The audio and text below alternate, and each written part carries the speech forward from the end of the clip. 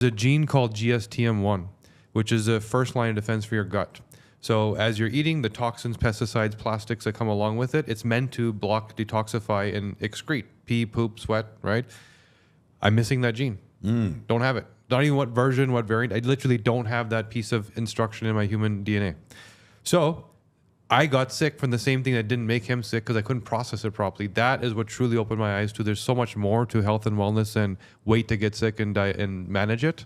And I built this research company out of it. We talk a lot about evolutionary psychology on this program. In a function of natural selection, there's something that happened with your ancestors that did not need this gene. I remember reading somewhere there's certain Sherpas that live in northern latitude or higher altitudes in Nepal, and they produce more red blood cells. It's just a genetic variant that they have. Have you found these things to be different? I know you mentioned before, I believe when you're talking to Tom Bilyeu about the concept of having darker skin, your body doesn't process as much vitamin D, whereas you need more vitamin D if you are at higher latitudes and you might have fairer skin. Are there other differences that you've seen, like ethnically? So use me as an example, talking about the mind. I learned that I'm wired with what's called warrior genetics. Okay. And if I look at my ancestry, I was in a museum once, but if you look at my WhatsApp profile pics, it's a guy with a turban smoking a shisha pipe. Okay. Who is that guy? A painting that I saw in a museum of some king, and my mom said that, oh, that's your great, great, great, great, great something grandfather. I was like, why did you tell me this before, right? I found out I came from a warrior lineage in Afghanistan. And why? Dopamine is the neurochemical that allows you to experience pleasure or reward. So eat some food, achieve something, success, satisfaction. The binders or receptors in your brain are regulated by a gene called DRD2. I have the worst version of that gene. So the intensity level that I feel pleasure or reward is not enough. There's a protein called COMP that eliminates the dopamine out of your head.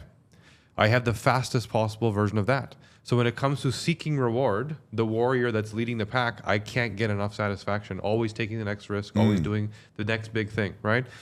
There's also a gene around serotonin regulation. So serotonin is a mood regulating chemical. How are you reacting versus the level of stimulus? Is it appropriate, or are you more irritable or more frustrated? And that's me, right?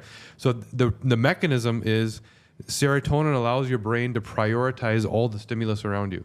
We're chatting here. If there's a sound in the background, do I filter it out, or is like I can't focus? Yes. Right? That's me.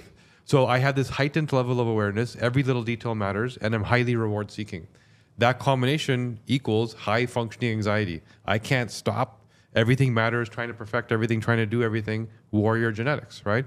So now put that in, go sit in the middle of a classroom, ADHD, bad grades, behavioral issues, put that in CEO, functions amazing, right? So knowing the context that fits your role, where your ancestors came from. Yeah, it's interesting. I had Dr. Richard Reeves from the Brookings Institute on, and he was talking about how the modern education system is actually designed a little bit better for females than males because of the kind of the thing you said before. It's difficult in an academic environment. Women just tend to have a temperament that works better in that type of environment, where boys, like you said before, they just want to attack things. They have a little bit more of a warrior mentality. I do think this is really interesting because the American Psychological Association, they seem to not have differentiating ideas for men and women when it comes to the ideas of like testosterone. They seem to be like a one size fits all treatment for certain depressions and psychological disorders. And I think you keep talking about serotonin, dopamine, we talk about norepinephrine, estrogen, and testosterone. And there's like a massive difference that people have. But I think and I don't know if you've gotten this pushback, the idea that so much of what we end up doing and which stimulus ends up affecting us has to do with our genetics is offensive to a lot of people because it removes agency and free will from some of them. And to the point when you look at the Old Testament or you look in the Quran, when it talks about free will, that a lot of times that is where things become offensive. Like I said, I studied evolutionary psychology as a hobby. And what I found is that people on the left don't like evolutionary psychology because it defines gender roles in our ancestral past, and people on the right don't like evolutionary psychology because it's Darwin. You know, they don't like the concept of natural selection. I'm just wondering, do you get pushback like this before, like sort of, because what you're explaining to a certain extent is determinism, genetic determinism. Yeah, we used to get a lot of pushback from the left, right? Yeah. And now they're all coming to us asking for help because what they're doing, it's not working. Yeah. Right. And so when you push it to that extreme where you're going to see the edge of your problems, the big problems, then you kind of come back to the middle. Like this isn't working. Right. So the vast majority of who we help are women. And I never intended this. I didn't even know how broken the female hormone healthcare system is, yes, right? Yes. And until we started to investigate. So we spent 3 years researching 7,000 people to come up with the insights we have.